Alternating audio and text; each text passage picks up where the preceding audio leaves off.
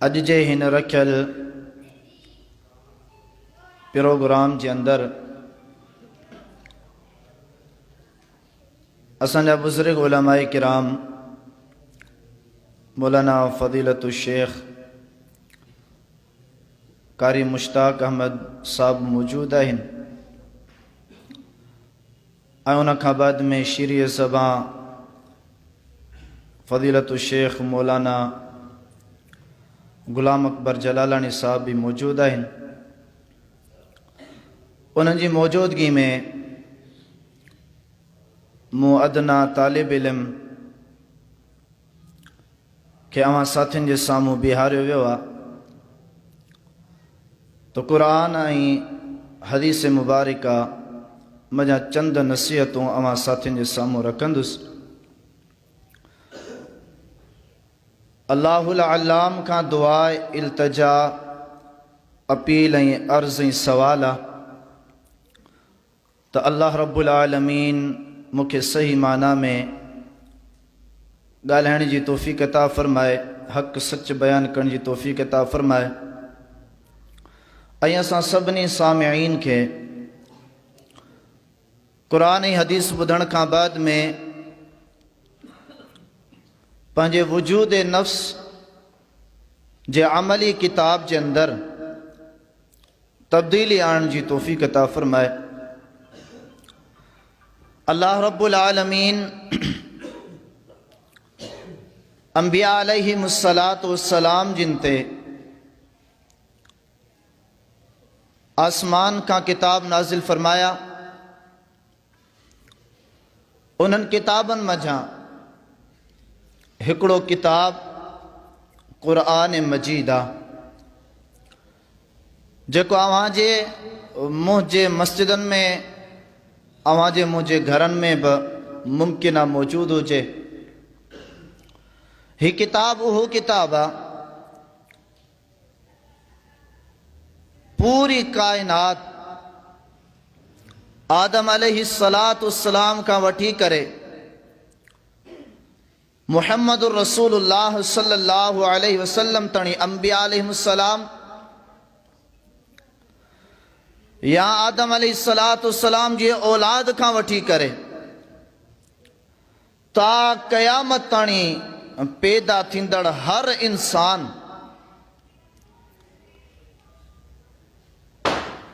जे तमाम तर सहाइफ रिसालात खुतूतात सभिनी खां आला ऐं अज़ीम तरीन जेका किताब आहे उहा किताब आहे क़ुरान मजीद।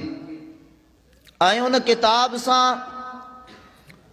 अल्लाह रब्बुल आलमीन मुहम्मद करीम अलैहिस्सलातु वस्सलाम जिन जी उम्मत के शर्फ नसीब कयो आहे उहा ॻाल्हि अलॻि आहे जो असां नबी करीम अलैहिस्सलातु वस्सलाम जिन जे उम्मती हुजण जी दावा करण खां पोइ बि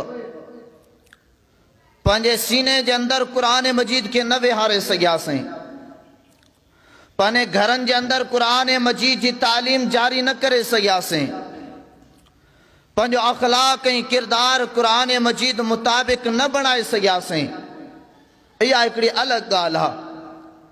वगरना जंहिं माण्हू बि क़ुरान मजीद के अज़मत के सुञातो, क़ुरान मजीद जे मक़ाम के सुञातो, यकीन ॼाणियो तो उन्हनि जी ज़िंदगी ऐं सभु कुझु क़ुरान हुई। अहिड़ो क़ुरान मजीद जो नशो उन्हनि खे, एॾा त क़ुरान मजीद ते हू मगन हुआ, कुर्बान हुआ जो छा उन्हनि जो मिसाल बयान कजे। सहाबा किराम रिदवानुल्लाहि अलैहिम अजमाइन त परे जी ॻाल्हि आहे, पर 18वीं सदी जे अंदर अहलुल हदीस जो हिकु आलिम दीन गुज़रियो आहे। उन आलिम दीन के पेर में कैंसर जी बीमारी थी वई हली। डॉक्टरनि सां मशवरो थियो, डॉक्टरनि चयो त अव्हांजो पेर कटियो वेंदो, अव्हांजो पेर कटियो वेंदो ऐं पेर कटण जे लाइ अव्हांखे असां नशो ॾींदासीं। अल्लाह अकबर कबीरा। वो आलिम सगोर अल्लाह जो बानो चए तो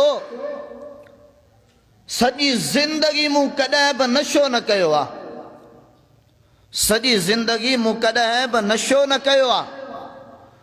ऐं अॼु पंहिंजो पेर कपाइण जे लाइ आउं नशो कयां, इहो मूंखे ज़ेब नथो ॾे। लिहाज़ा आउं ईअं थो कयां, आउं क़ुरान मजीद पढ़णु शुरू थो कयां। तव्हांखे जेका कारवाई करणी आहे सा कजो। गौर सां ॿुधजो। सूरतुल मुल्क जी अल्लाह जे बाने तिलावत शुरू कई आहे। होॾां तिलावत सूरे मुल्क पूरी थी आहे, मुकम्मल थी आहे। होॾां ऑपरेशन थी करे मुकम्मल थियो आहे।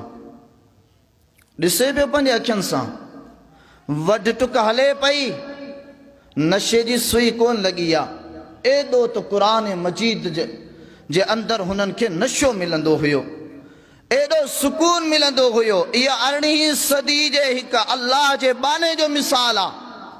सहाबा किराम जा केॾा वॾा मिसाल। अव्हां वटि मूं वटि क़ुरान मजीद जो को अदब ऐं एहतराम कोन्हे। हक़ ते गैर जमायती तानो ॾींदा त एले हदीसनि वटि को अदब कोन्हे। क़ुरान मजीद जो अदब इहो कोन्हे को त असां मस्जिद में सारे संवारे रखियो, अला असां एले हदीस आहियूं, असां क़ुरान मजीद जो हक़ अदा था कयूं। न यारो, न। अदब इहो आहे, क़ुरान मजीद जंहिं कम जे करण जो हुकुम ॾे, अॼु खां बाद में अहद आहे, अज़म आहे, पुख़्तो इरादो आहे त हाणे इहो कम हर हाल में करणो आहे। भले दुनियावी केॾी वॾी ताक़त साम्हूं अची वञे, केॾा वॾा रिश्तेदार छो न अची वञनि, केॾी वॾी दुनिया छो न अची वञे, पर हर हाल में क़ुरान खे तरजीह ॾियणी आहे, बाक़ी दुनिया खे पोइते रखिणो आहे। ऐं जेकॾहिं क़ुरान मजीद कंहिं शइ खां मना करे त हर सूरत में रुकजणो आहे।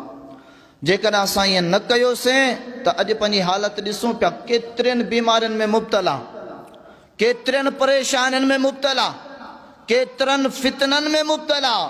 अल्लाह रब्बुल आलमीन उन दौर जे अंदरि, जेको दौर मुहम्मद करीम अलैहिस्सलातु वस्सलाम जो दौर हुयो, माण्हुनि जी साॻी हालत जेका अॼु असांजी हालत आहे। नशो उरूज ते, क़त्ल उरूज ते, ज़ना उरूज ते, ज़िंदा न्याणियुनि खे दरगोर करण, दफ़न करण उरूज ते।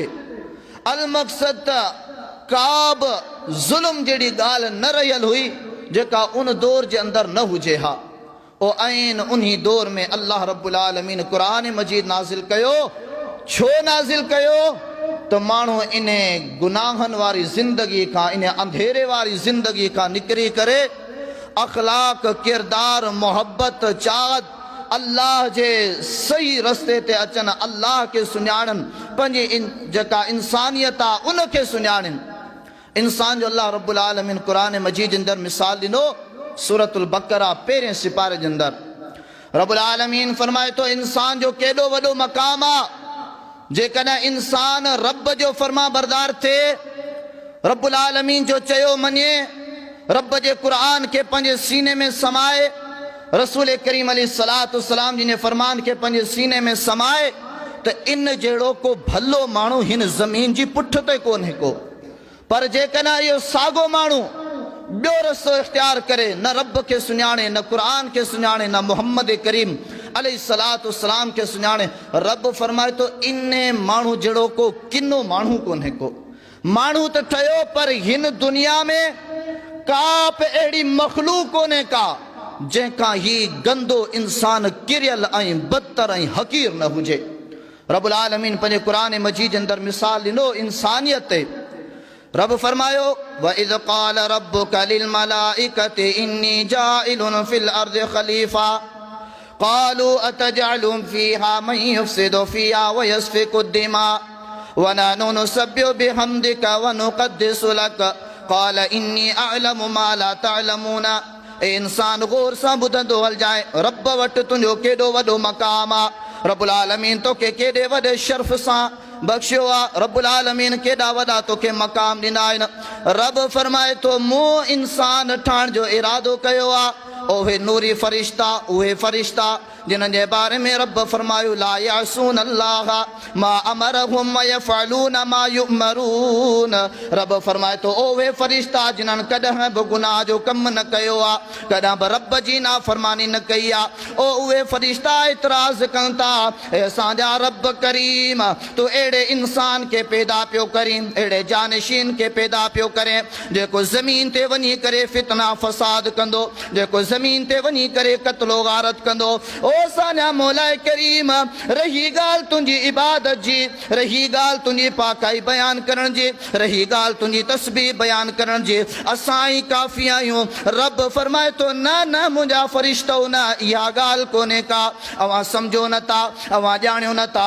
इन्नी अअलमु मा ला तअलमून, हिन इंसान जे बारे में जेको आऊं रब ॼाणियां थो तव्हांखे इल्मु कोन्हे को।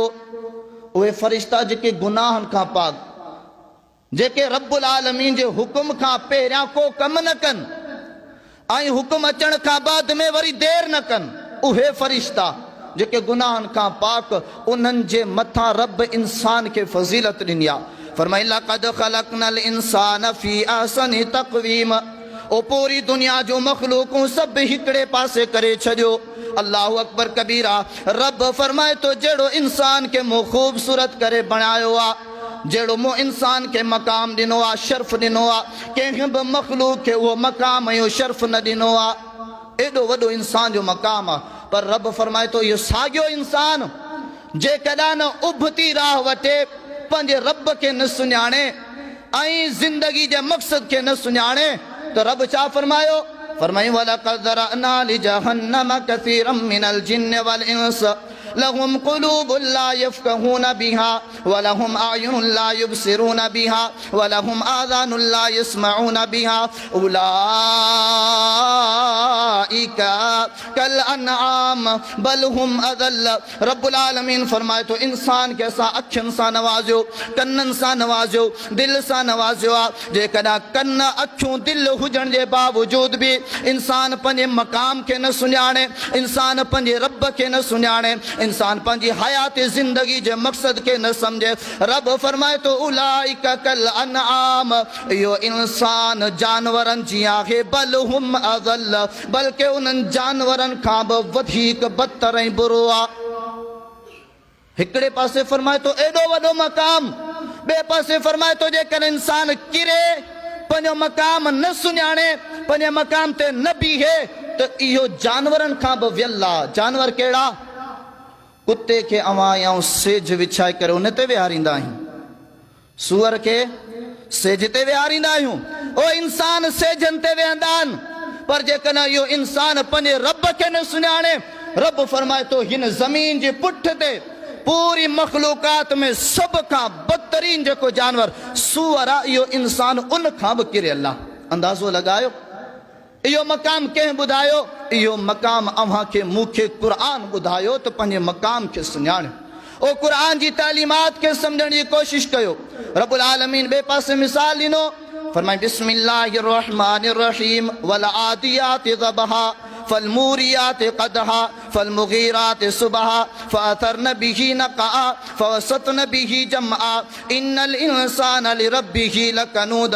रब्बुल आलमीन फरमाए तो मूंखे कसम आहे उन्हनि घोड़नि जो जेके डोड़ंदे हंबारा हणनि था, मूंखे कसम आहे उन्हनि घोड़नि जो जेके भॼंदे पंहिंजे पेरनि मां चिणगू कढनि था, मूंखे कसम आहे उन्हनि घोड़नि जो जेके भॼंदे ज़मीन तां मिटी उॾारीनि था, मूंखे कसम आहे उन्हनि घोड़नि जो जेके जथनि में गिरोहनि में दुश्मननि में मालिक जे चवण ते हमलो कनि था। फरमाए इन्नल इंसान लिरब्बिही लकनूद।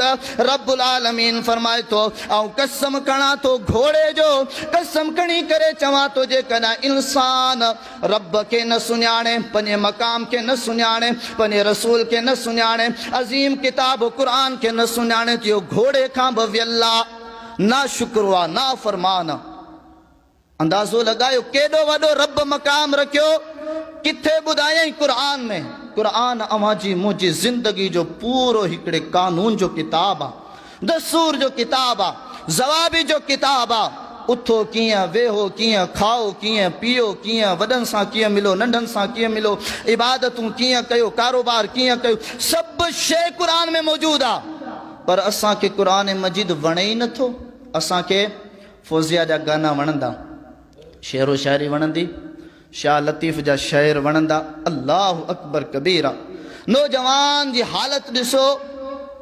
वरी असांजा पोढ़ा वीचारा बुज़ुर्ग, साईं छा कयूं, ॿुधनि ई कोन था। किथां ॿुधंदा?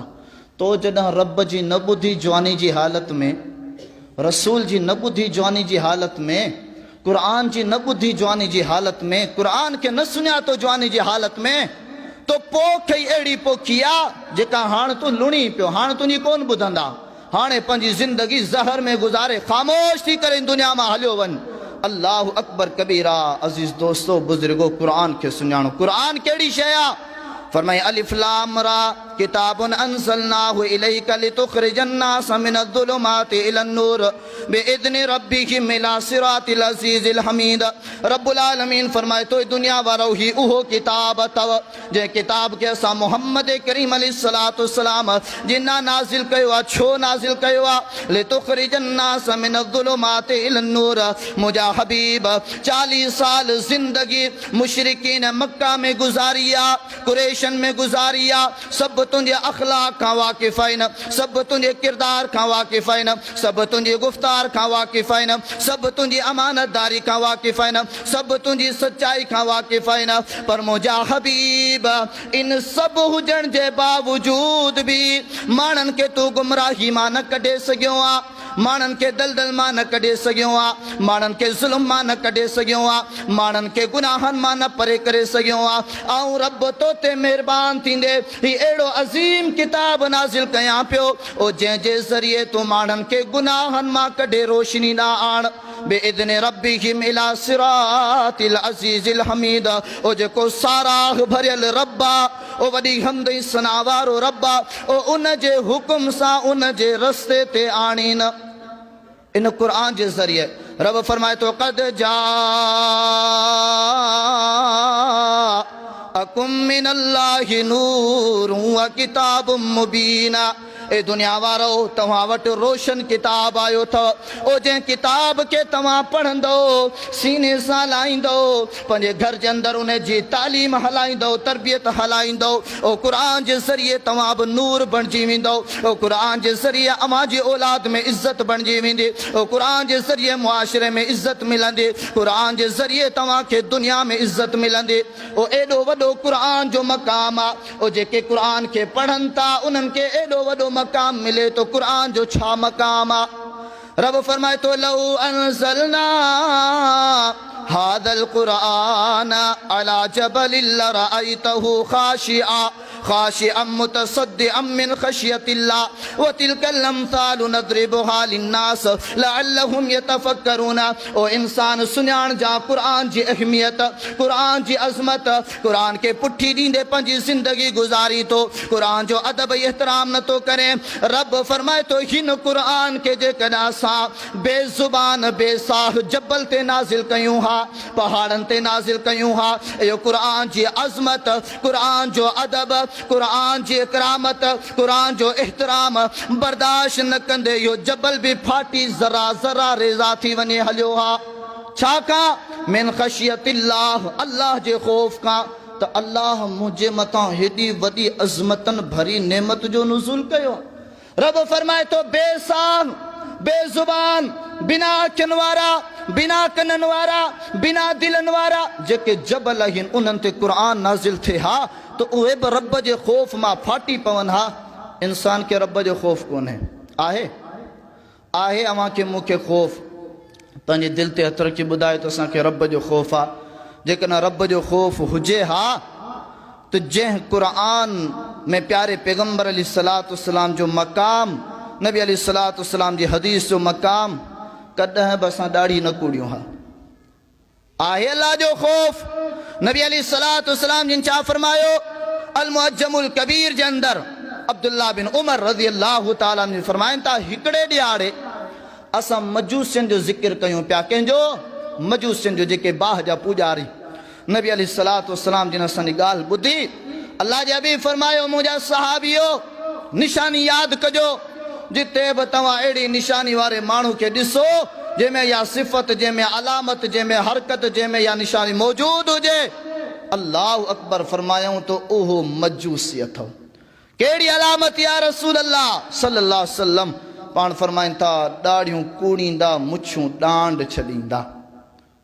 ॾाढ़ियुनि सां केतिरी मोहबत आहे पंहिंजे मुआशरे में। आउं सम्झां थो सभु ॻाल्हियूं शरीयत जूं पंहिंजी जॻह ते, पर जेतिरे क़दुरु गैर जमायती गैर मुस्लिम सेक्युलर ज़हन बदमाश क़िस्म जा माण्हू सभिनि खे परे कयो, पर जेके असांजा अहले हदीस आहिनि न उन्हनि वटि बि ॾाढ़ी जी इज़त कोन्हे। उन्हनि खे बि ॾाढ़ी मुंहं ते रखण में अलाए छा थो थिए। ओ नबी करीम सल्लल्लाहु अलैहि वसल्लम सुञाणियो क़ुरान जी अज़मत खे सुञाणियो ऐं क़ुरान जी अज़मत खे सुञाणींदव त पंहिंजे नबी खे सुञाणींदव। जॾहिं क़ुरान खे न सुञाणींदव त पंहिंजे नबी खे किथां सुञाणींदव। तव्हां या केतिरा मस्जिद में वेठा आहियूं, ॿुधायो त साल में असां क़ुरान मजीद घणो पढ़ंदा आहियूं, दुनियावी किताब घणा पढ़ंदा आहियूं, शेर व शाइरी घणी पढ़ंदा आहियूं, सभिनी ॻाल्हियुनि खे पासे ते कयो। ॾींहं में असां गिला घणी कंदा आहियूं, जिथे वेठासीं हुन जी प्रचार हुन जी प्रचार हुन जी प्रचार हुन जी फिलाणो हेड़ो फिलाणो हेड़ो। जेकर इन जॻह ते असां क़ुरान पढ़ूं, इन जॻह ते असां अज़कार कयूं, इन जॻह ते नबी करीम अलैहिस्सलातु वस्सलाम जूं हदीसूं अॻिते फैलायूं, क़ुरान जी अज़मत माण्हुनि खे ॿुधायूं, मूंखे ॿुधायो छा इन में असांजी इज़त घटिजी वेंदी? अल्लाहु अकबर कबीरा। नबी करीम अलैहिस्सलातु वस्सलाम फरमायो मजूसनि जी निशानी ॾाढ़ी कूड़ींदा मुछूं छॾींदा, जेकॾहिं तकलीफ़ थिए त माफ़ कजो। नबी करीम अलैहिस्सलातु वस्सलाम जो फरमान। अम्मा आयशा रज़ियल्लाहु ताला अन्हा सवाल थियो, ओ असांजी अम्मा आयशा रज़ियल्लाहु ताला अन्हा अख़बिरनी अन खुलुक़ि रसूलिल्लाहि सल्लल्लाहु अलैहि वसल्लम। ओ अम्मड़ आयशा जेको मुहम्मद रसूलुल्लाह सल्लम हुयो, रहमतल लिल आलमीन हो, बिनी जहानन जो सरदार हुयो, तमाम तर मुसलमानन जो मुर्शिद हुयो, रहबर हुयो, रहनमा हुयो। ओ अम्मड़ आयशा उन जे अखलाक जे बारे में ॿुधा त सही रह, उन जी सीरत जे बारे में ॿुधा त सही रह। अवां जी मुंहिंजे अम्मड़ आयशा जवाब ॾिनो, ए सवाली ॿुध जेकॾहिं मुहम्मद रसूलुल्लाह सल्लल्लाहु अलैहि वसल्लम जो मकाम सुनण चाहिए तो काना खुलुकुहुल कुरान, अल्लाह जे हबीब जो अखलाक पूरी जिंदगी कुरान। जेकॾहिं नबी के सुञाणण चाहियो था तो कुरान जी अज़मत समझो, कुरान के दिल में पंहिंजी दिल में पंहिंजे औलाद जी दिल में पंहिंजे घर वारनि जी दिल में जारो ठाहे ॾियो। अल्लाह अकबर। कुरान मजीद केॾी वॾी अज़ीम शइ आहे। रब्बुल आलमीन छा फरमायो, ही कुरान मजीद मुंहिंजा हबीब अलैहिस्सलातु वस्सलाम पंहिंजे मुआशरे में कई ॻाल्हियूं ॿुधण में आयूं हूंदियूं। साईं कुरान मजीद असांखे सम्झ में कोन थो अचे, कुरान मजीद असांखे सम्झ में कोन थो अचे। कई ॿाहिराड़ी जा माण्हू आहिनि वीचारा चवंदा जेके मौलवी उर्दू ॻाल्हाईंदा आहिनि, ऐं असांखे उर्दू सम्झ में कोन थी अचे, इन जे करे असांखे सिंधी मौलवी घुराए ॾियो। ऐं इहो साॻियो माण्हू मोबाइल खणी खोले ॾिसोसि त इंडिया जा गाना भरिया पिया आहिनि, उहे इनखे सम्झ में अचनि पिया। इंडिया जूं फिल्मूं सॼी राति वेठो ॾिसे, इहा इनखे सम्झ में अचे पई, पर जेको आलिम सगोरो उर्दू में क़ुरान ॿुधाए हदीस ॿुधाए अलाए छा पे चई, का ॻाल्हि सम्झ में कोन आई आहे। किथां सम्झ में ईंदी? ओ जंहिंजी दिलि ते ताला, जंहिंजे कननि ते ताला, जंहिंजे अखियुनि ते ताला, रब्बुल आलमीन उनखे क़ुरान जी रहमत सां खां जॾहिं महरूम करे छॾे, ॿुधायो का ॻाल्हि सम्झ में ईंदी? कॾहिं बि न। नबी करीम अलैहिस्सलातु वस्सलाम जिन ते जेको क़ुरान नाज़िल थियो, केतिरो अज़मतन भरियो क़ुरान आहे, ॾुखियो कोन्हे को, सफ़ा आसान। दुनिया जा सभु किताब हिकिड़े पासे कयो, क़ुरान मजीद खे हिकिड़े पासे कयो। क़ुरान मजीद खां वधीक का सोली शइ आहे ई कोन। पर असांजे मुसलमाननि खे ॻाल्हि सम्झ में कोन थी अचे। सुबुह साण सियारो छितो हुजे, भले पाण अबो बीमार आहे, नंढड़ो बीमार आहे, स्कूल जे तरफ़ां दाबो आयो आहे त छोकिरे खे स्कूल पहुचायो, जेकॾहिं न त साईं अव्हां जो नालो कटे छॾींदासीं, या त पोइ तव्हां ते फीस ॾियणी पवंदी। साईं सुबुह साण सियारे में छोकिरे खे बुखार आहे, हाणे हिकिड़ी गिराए वटर, हाणे हिकिड़ी बिरोफिन, हाणे दवायूं ॿ टे, बाबा तयारु थी पेंट सूट पारायो, मोटर साइकिल ते अबे सुधो ॿई ॼणा स्कूल। पर हेॾा मस्जिद ॾांहुं साईं न नंढड़ो आहे, वॾो थींदो पो पाणे पढ़ण इंदो समझ लायक थे पो होदा अन्या छोकरे के कपड़ा लाहण पाण जी खबर कोने का उते बाबा छड़ियो पियो अचे पर हेडा मस्जिद में साईं वडो थींदो समझंदो ओ जना वडो थी वियो हलियो ना पो तुंहिंजी वठ खां ॿाहिरि वेंदई हलियो छो जो नंढपिण में तो हुन जे सीने में क़ुरान जो सबक़ रखियो ई कोन क़ुरान जी अज़मत रखी ई कोन इन जे करे इहो जॾहिं वॾो थियो पोइ तोखे त पढ़ाईंदो पर तूं उनखे न पढ़ाए सघंदे क़ुरान मजीद सफ़ा सोलो आहे रब्बुल आलमीन छा फरमायो फ़इन्नमा यस्सरनाहु बिलिसानिका लितुबश्शिर बिहिल मुत्तक़ीन व तुनज़िर बिही क़ौमल लुद्दा रब्बुल आलमीन दुनिया वारनि खे पैगाम ॾिनो क़ुरान खे ॾुखियो सम्झण वारा ओ क़ुरान के अरबी समझण वारा क़ुरान के न समझण वारा रब्बुल आलमीन फरमाए तो मुझा हबीब असा क़ुरान मजीद के तमाम तर दुनिया जे किताबन में आसान करे सोलो करे समझण वारो करे नाजिल कयो आ ले तो बशिरा बिहिल मुत्तकीन ओ जिनन जे सीने में क़ुरान जी अजमत वेठल आ जिनन जे सीने में पंजे रब जो तारुफ रखियल आ जिनन जे सीने में रब जो खौफ रखियल आ जिनन जे सीने में नबी जी मोहब्बत रखियल आ जिनन जे सीने में असहाब सगुरन जी मोहब्बत रखियल आ ओ जेके क़यामत वारे ॾिहाड़े जी तैयारी कन पिया ओ मुझा हबीब हिन आसान क़ुरान जे ज़रिए उन्हनि खे ख़ुशख़बरियूं ॾे व तुनज़िर बिही क़ौमल लुद्दा ओ हिन क़ुरान मजीद जे ज़रिए झगड़ालू क़ौम खे ॾेॼार क़ुरान मजीद फरमाए फ़इन्नमा यस्सरनाहु बिलिसानिका लअल्लहुम यतज़क्करून रब्बुल आलमीन फरमाए तो मुझा हबीब हे क़ुरान मजीद आसान करे नाजिल कयो आ छो त लअल्लहुम यतज़क्करून मानन के गाल समझ अची वने तो क़ुरान मजीद छा थो असां के चवे क़ुरान मजीद चवे तो तव्हां पैदा थिया आहियो रब जी इबादत ला क़ुरान मजीद जे मक़ाम ऐं मर्तबे के सुञाणियो रब्बुल आलमीन बे मक़ाम ते छा फरमायो फज़क्किर मन यख़ाफ़ु बिलकुरान फज़क्किर बिलकुरान मन यख़ाफ़ु वईद रब्बुल आलमीन फरमाए तो मुझा हबीब जनाब के मानू के का तू समझाणी दी तो क़ुरान मजीद पढ़ी करे मानन के समझाए जा जिन दिल में रब जो खौफ क़ुरान जी अजमत अदब एहतराम रखियल हूंदो उहो मानू क़ुरान मजीद पढ़ी बुधी करे समझी पंहिंजी ज़िंदगी में सुधारो आणींदो केतिरो सुधारो आहे नशो केतिरो मौजूद आहे क़ुरान मजीद जी तालीमात केतिरे क़दुर ऐं यकीन ॼाणियो अवां जी मुंहिंजी मुसलमानीअ जी सुञाणप बि हिन दौर में क़ुरान मजीद जे ज़रिए आहे क़ुरान मजीद जे करे आहे वगरना नबी करीम अलैहिस्सलातु वस्सलाम मौजूद आहे नबी सल्लल्लाहु अलैहि वसल्लम मौजूद आहे कलमो पढ़ी छॾियो आहे नबी सल्लल्लाहु अलैहि वसल्लम खे ॾिठो कोन्हे को नबी अलैहिस्सलातु वस्सलाम जिन के 1450 साल गुज़री विया को माण्हू एतराज़ करे तो तू कीअं मुसलमान आहे कलमो पढ़ंदासीं त न कलमे के मने कोन थो तूं मूंखे ॿियो सबूत ॾे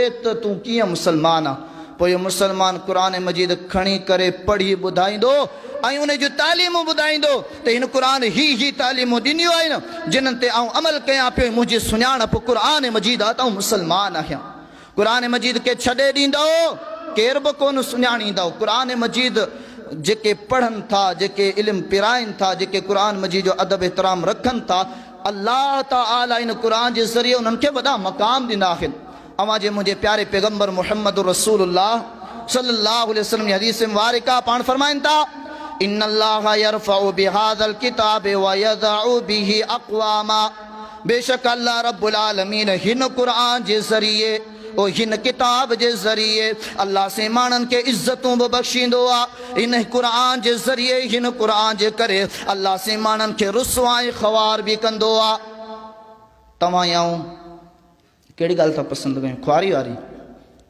इज़त था पसंदि कयूं न त पोइ क़ुरान मजीद छो नथा पढ़ूं क़ुरान मजीद खे छो नथा सुञाणियूं मुंहिंजा बुज़ुर्गो क़ुरान मजीद जी मोहब्बत दिल में छो कान्हे का सोचो आहे कॾहिं काफ़िर जी दिल में बि क़ुरान जी मोहब्बत न आहे मुसलमान जी दिल में बि क़ुरान जी मोहब्बत न आहे ॿिन्ही में को फ़र्क़ु काफ़िर भी क़ुरान मजीद जी तालीमात के न मनीदे अमल न करे मुसलमान मञण खां पोइ भी अमल न करे आऊं अदना तालिब इल्म चवंदो आहियां त जेको इस्लाम के मनी करे चए न मां नथो मञा इहो काफ़िर खां वधीक बुरो आहे छो जो काफ़िर सरे खां ई कोन थो मञे अल्लाह साईं पंहिंजे क़ुरान मजीद जे अंदरि सुञाणप कराई आहे तालीम ॾिनी आहे माण्हुनि जी सुञाणप कराई त हिकिड़ा आहिनि काफ़िर, ॿिया आहिनि फासिक, ऐं टियां रब ॿुधाया न मुनाफ़िक। काफ़िर सिरे खां जेको मञे ई न, मुनाफ़िक जेको ज़ाहिरी तौर कलमो पढ़े, ज़ाहिरी तौर कलमो पढ़े ऐं दिलि में शक हुजेसि, दिलि में ज़ाहिरी तौर चयूं क़ुर खे मञा थो, दिलि में क़ुर जे लाइ कीड़ा रखियल हुजनि त हीउ क़ुर मजीद नौज़ु बिल्लाह असली कोन्हे को। अहिड़ा मुस्लमान नामनी हद खोड़ अथव हिन ज़मीन ते जेके चवंदा असीं क़ुर खे मञूं था। ओ उन्हनि जे पहिरें अकाबिर खां वठी करे अॼु ताईं जेके बि लिखण वारा आया उन्हनि सभिनी लिखियो त हीउ मौजूदा क़ुर मजीद असली क़ुर कोन्हे को। छा तव्हां मुंहिंजो इहो अक़ीदो आहे त क़ुर असली कोन्हे? पोइ हुननि जो बि साॻियो अमल, तव्हांजो मुंहिंजो बि साॻियो अमल। हू बि बेनमाज़ी, तव्हां ऐं बि बेनमाज़ी। हू बि शराबी, तव्हां ऐं बि शराबी। हू बि ज़ानी, असांजा मुस्लमान बि ज़िना कनि। हू बि चोर, अवां ऐं बि चोर। हू बि कूड़ ॻाल्हाइनि, अवां ऐं बि कूड़ ॻाल्हायूं। हू बि ज़ुल्म, फराद, ठगी कनि, गिला गीबत कनि। अवां में मूं में बि सभु ॻाल्हियूं मौजूदु आहिनि। असां मुवहिद आहियूं, हू मुशरिक आहिनि। इहा क़ुर जी तालीम आहे। क़ुर जी तालीम इहा कोन्हे। क़ुर मजीद छा फरमायो? फरमाए कुल इन काना आबाउकुम व अबनाउकुम व इख्वानुकुम व अज़वाजुकुम व अशीरतुकुम व अमवालुन इक्तरफ्तुमूहा व तिजारतुम तख्शौन कसादहा व मसाकिन तरदौनहा अहब्ब इलैकुम मिनल्लाहि व रसूलिहि व जिहादिन फी सबीलिहि फतरब्बसू हत्ता याति अल्लाहु बिअम्रिहि वल्लाहु ला यहदिल कौमल फासिकीन। रब्बुल आलमीन फरमाए तो मुंहिंजा हबीब मुसलमाननि खे चई ॿुधा, मुसलमाननि खे चई ॿुधा, मुसलमाननि खे चई ॿुधा। जेकॾहिं हिकिड़े पासे क़ुर जी ॻाल्हि आहे, रसूलुल्लाह में हदीस जी ॻाल्हि आहे, रब जी तौहीद जी ॻाल्हि आहे, ॿिए पासे अवां जा बाबा आहिनि। हिकिड़े पासे क़ुर जी ॻाल्हि आहे, क़ुर जी अज़मत जी ॻाल्हि आहे, ॿिए पासे अवां जी औलाद आहे। हिकिड़े पासे क़ुर जी अज़मत जी ॻाल्हि आहे, ॿिए पासे अवां जा भाइर आहिनि। हिकिड़े पासे क़ुर जी अज़मत जी ॻाल्हि आहे, ॿिए पासे अवां जो घर वारियूं। हिकिड़े पासे क़ुर जी अज़मत जी ॻाल्हि आहे, ॿिए पासे अवां जा रिश्तेदार। हिकिड़े पासे क़ुर जी अज़मत जी ॻाल्हि आहे, ॿिए पासे तव्हांजो कारोबार आहे। हिकिड़े पासे क़ुर जी अज़मत जी ॻाल्हि आहे, ॿिए पासे अवां जा सुठा ठहियल बंगला आहिनि। हिकिड़े पासे क़ुर जी अज़मत जी ॻाल्हि आहे, ॿिए पासे दुनिया जा तमाम तर मामलात।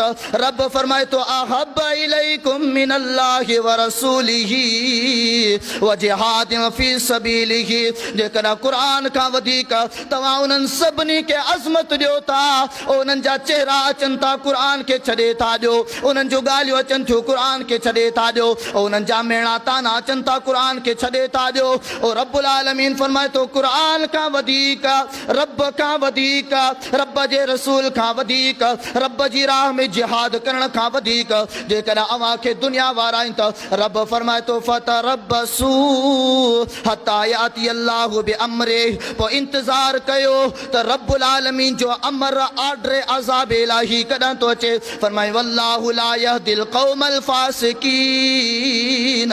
ओ जेके कलमो पढ़नि था, तौहीद जी दावत कनि था, तौहीद जी दावा कनि था, रब खे सुञाणण जी दावा कनि था, अल्लाहु अकबर कबीरा पंहिंजो पाण खे हक़ वारा चवनि था, उन जे बावजूद बि क़ुर जो एतिराम न आहे, रसूलुल्लाह जो एतिराम न आहे, रसूलुल्लाह में हदीस जो एतिराम न आहे। रब फरमाए तो पोइ इहे माण्हू फासिक अथव, इहे माण्हू फासिक अथव। तव्हां वटि मूं वटि जेकॾहिं क़ुर जो एतिराम आहे त मोमिन आहियूं, ऐं जेकॾहिं न आहे त रब फरमाए तो इहे फासिक अथव। फासिकनि जो अंजाम छा? क़ुर ॿुधायो। ओ जेकॾहिं सुठा थियण चाहियो था त रब क़ुर पढ़ो, क़ुर खे सम्झो, क़ुर खे इज़त ऐं अज़मत ॾियो। वगरना क़ुर छा फरमायो? वला तकूनू कल्लज़ीन नसुल्लाह फअंसाहुम अनफुसहुम उलाइका हुमुल फासिकून। रब्बुल आलमीन फरमाए तो ए दुनिया वारो, जेकॾहिं तव्हां मूं रब खे विसारियो, मूं रब जे क़ुर खे विसारियो, मूं रब जे नबी खे विसारियो, इस्लाम खे विसारियो, मूं रब जे ज़िक्र इबादत खे विसारियो, रब फरमाए तो असां अव्हां खे बि विसारे छॾींदासीं। उलाइका हुमुल फासिकून। ओ इहे ई माण्हू फासिक अथव। फासिकनि ते रब खे सभ खां घणी कावड़ फासिकनि ते आहे।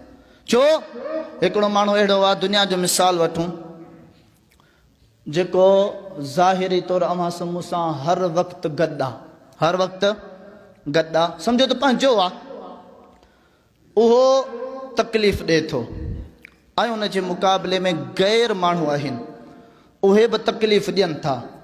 अवां या छा चवंदासीं, यार मूंखे हुननि जो खुटको कोन्हे, हुननि जो ॾुख कोन्हे, छो जो हू आहिनि ई पर आया, हुननि ते मयार ई कोन्हे।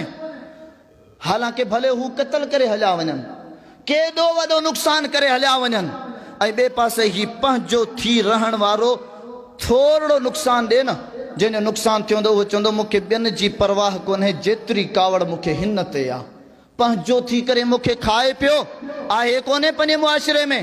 रब फरमाए थो जेके मुंहिंजा थी करे मुंहिंजी नमक हरामी कनि, मुंहिंजे क़ुरान जो एतिराम न कनि, मुंहिंजे क़ुरान जी अज़मत न रखनि, इस्लाम जी अज़मत न रखनि, रब फरमाए थो सभिनी खां वधीक मूं रब खे कावड़ इन्हनि ते आहे।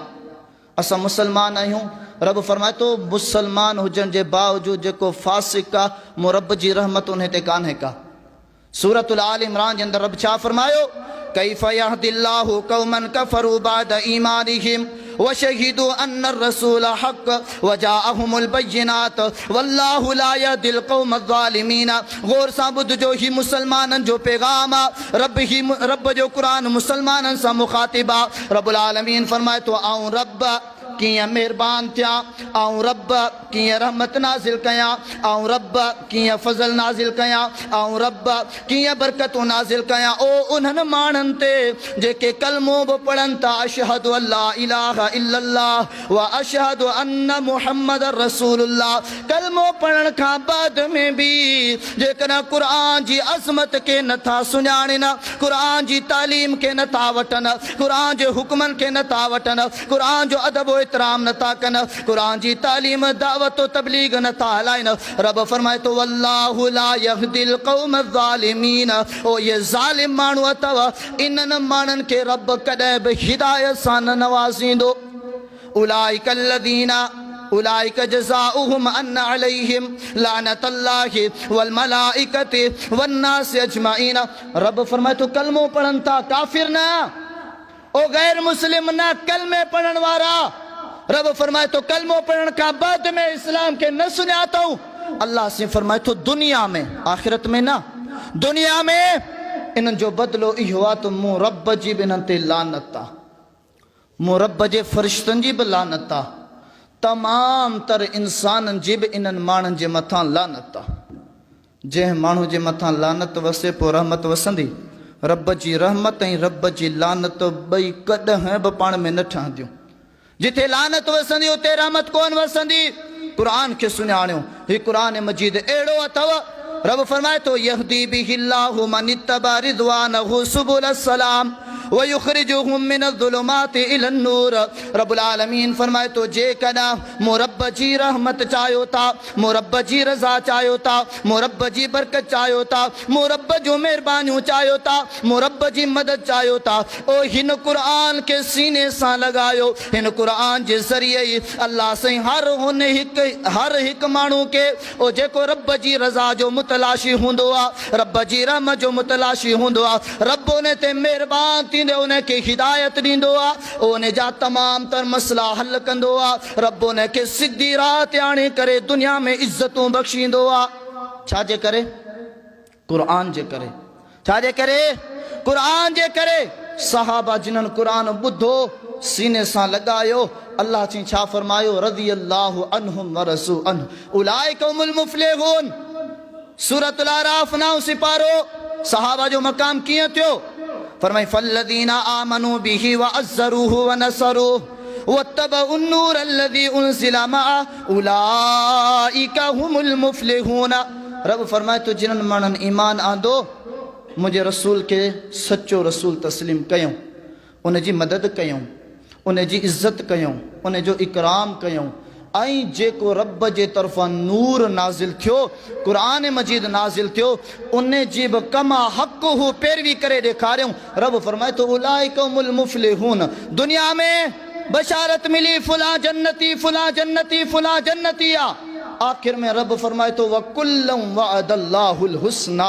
सब सहाबी हुजन सहाबियात हुजन जंहिं सोने नबी के ॾिठो ईमान आंदो इस्लाम ते अमल कया कुरान जी अज़मत के समझो उन ते अमल कयो फोत थी वियो हलियो रब्बुल आलमीन फरमाए तो आऊं रब इन खां राज़ी आहियां इहो मूंखां राज़ी आहे दुनिया में बि कामयाबियन कदम चुमिया दुनिया में बि इज्जतन कदम चुमिया आखिरत में बि रब्बुल आलमीन जी रज़ा जा मालिक मुस्तहिक़ थी करे जन्नत जा हक़दार थींदा छा जे करे कुरान जे करे एडी वडी इज्जत ऐं अज़मत मिलिया अज़ीज़ दोस्तो बुज़ुर्गो अचो कुरान मजीद जी तालीमात के वठो कुरान मजीद नमाज जो हुकुम दिनो ज़कात जो हुकुम दिनो रुकू करण जो हुकुम दिनो ज़ना खां रोकियो शराब खां रोकियो गिला गिबत खां रोकियो चोरी चकारी खां रोकियो जेके बि पंहिंजे मुआशरे जे अंदर सब जा सब गुनाह मौजूद आहिनि उन्हनि सभिनी खां कुरान मजीद रोकियो आहे बाबा पंहिंजी औलाद के समझाए तो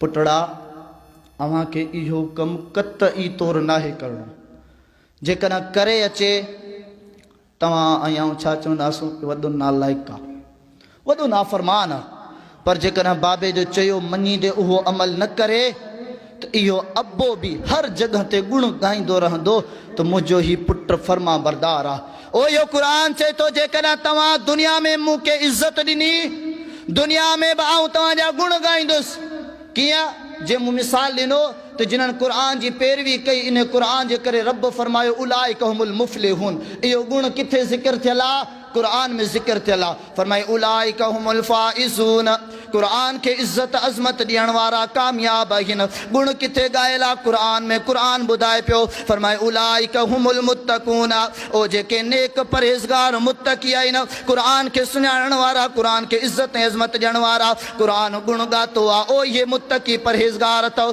फरमाए उलाइका हुमुस सादिक़ून ओ इहे ई माण्हू सचा आहिनि कंहिं ॿुधायो कुरान गुण ॻातो आहे त इन्हनि माण्हुनि मूंखे सचाई सां वरितो आहे मूं ते अमल कयो आहे ओ इहे ई सचा अथव कुरान चए तो रज़ी अल्लाहु अन्हुम व रज़ू अन्हु कंहिं गुण ॻातो आहे कुरान ॻाए पियो चए तो इन्हनि माण्हुनि मूंखे सम्झो आहे मुंहिंजे ज़रिए पंहिंजे रब खे सम्झो अथनि मूंखे इज़त ऐं अज़मत ॾिनी अथनि ओ इन जे करे आऊं गुण ॻायां पियो त मुंहिंजो रब इन्हनि खां राज़ी आहे इहे अल्लाह खां राज़ी थी विया चाहियूं था गुण ॻाइजनि तो पोइ कुरान खे इज़त ॾियो कुरान के अदब कुरान जो अदब कयो कुरान जो एहतराम कयो कुरान मजीद जी तालीम हिक ॿिए जे अंदरि आम ऐं जाम कयो अल्लाह रब्बुल आलमीन खां दुआ है अल्लाह ताला मूंखे अव्हां खे कुरान हदीस पढ़णु सम्झणु उन ते अमल करण जी तौफ़ीक़ अता फ़रमाए आमीन व आख़िर दावाना अनिल हम्दुलिल्लाहि रब्बिल आलमीन।